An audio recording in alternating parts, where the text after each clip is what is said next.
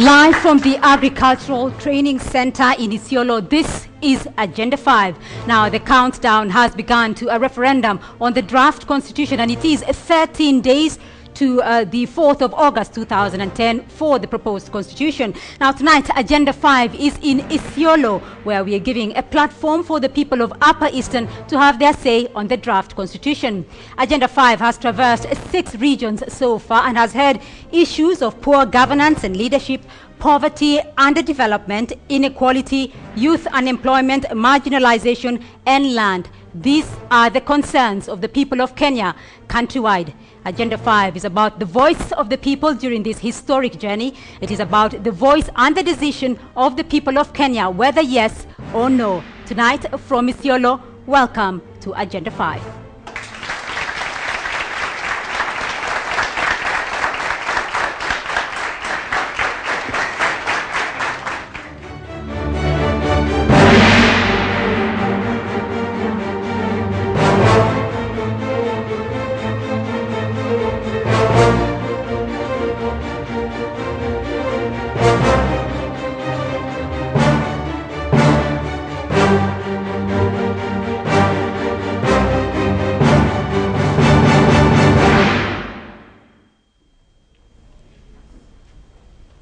Ladies and gentlemen, good evening. Assalamu alaikum. Welcome to the Agricultural Training Center here in Isiolo. Tonight, Agenda 5 is giving a platform to the people of Upper Eastern to air their views on the draft constitution. Well, members of the audience, assalamu alaikum, and thank you very much for being here on Agenda 5. Our listeners across the country on Radio Maisha, our viewers across the country on KTN, welcome to Agenda 5. Now, let me introduce my panel for tonight. Mugambi Laibuta, a lawyer with the Committee of Experts. Welcome to Agenda 5 in Isiolo. Thank you. May I also introduce Commissioner Fatuma Dulo, Commissioner, Kenya National Commission on Human Rights. Welcome to Agenda 5. Thank you. May I also introduce Aidan Kabelo, a strategy advisor with Action Aid Kenya. Welcome to Agenda 5 tonight. Thank you.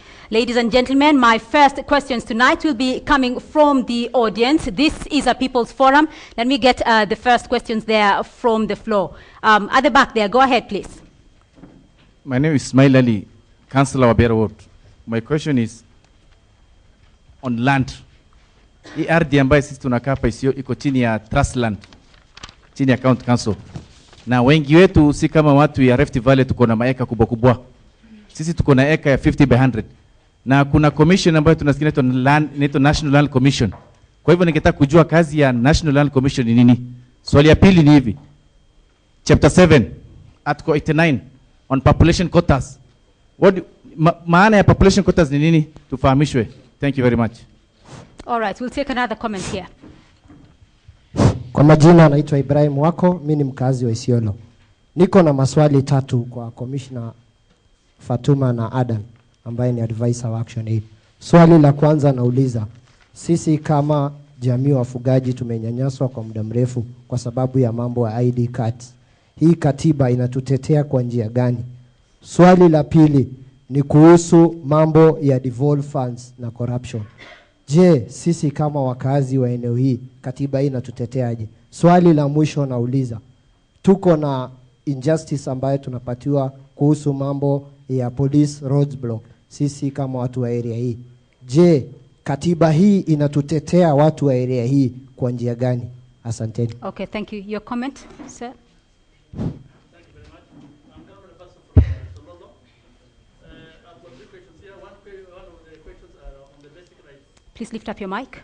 On the basic rights, education, health, water, food security, and poverty. As marginalized community, what has this constitution talked about these marginalized communities as regards to the basic rights? Your microphone is off. Could you switch it on, please? I'll take another comment while you wait. Yes, go ahead. Your microphone, is it on? Go ahead. Jina langu naitwa Ibrahim. Nasema vipi katiba itatusaidia hapa Isiolo kuhusu hii vijana, kazi kwa vijana, hii vijana wapati, na naomba hii katiba ikipita tusaidiwe na hiyo kazi, tufanye vijana tupate kazi. Okay, asante. Tutarudia kwa huyu mzee tafadhali. Endelea. Iko sawa. Sasa nikiendelea, ya pili ni juu ya security. On the security, we are on the border. We have got the border incursions, human trafficking, tribal clashes, road banditry, small arms control. What does the new constitution talk about that? And how can it try to support those communities lying along that border? Third, on land issue, we have got the trust land. We have got these trust lands have no title deeds. Communities are not closely getting the right that they are supposed to be getting as other parts of the of this country. What does it say about this trust land? How can these people get that right as other Kenyans are getting in this constitution? All right, thank you. I want to go to the panel first.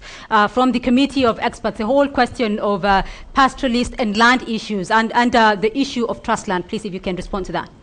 There's a clear difference between the current dispensation and the proposed draft. One thing is that all trust land is vested in the communities, but held in trust by the county government. The difference is that the counties and the communities will have the opportunity to deal with their land as they wish. Secondly, Article 60 of the proposed constitution clearly states that there have to be security of rights for persons who own land. Therefore, even people who have been demarcated trust land, their rights to land is still protected. And the same is reflected in Article 40, which indicates that nobody shall be deprived of their right to land access, and that also involves pastoralist communities. And if there's to be any deprivation, there has to be due and prompt compensation. All right, Aiden, I want to come to you on the question of border incursions. This region, of course, facing massive insecurity as a result of being across the common border with several countries. Yeah, the proposed constitution in chapter 14 is very clear about how the security will be arranged. The national security is not one of the devolved services. This is a national duty for the government. So the security arms are divided into the defense, into the administration, and the police. But the most important article I would like to bring here is article which encourages communities to resolve the disputes.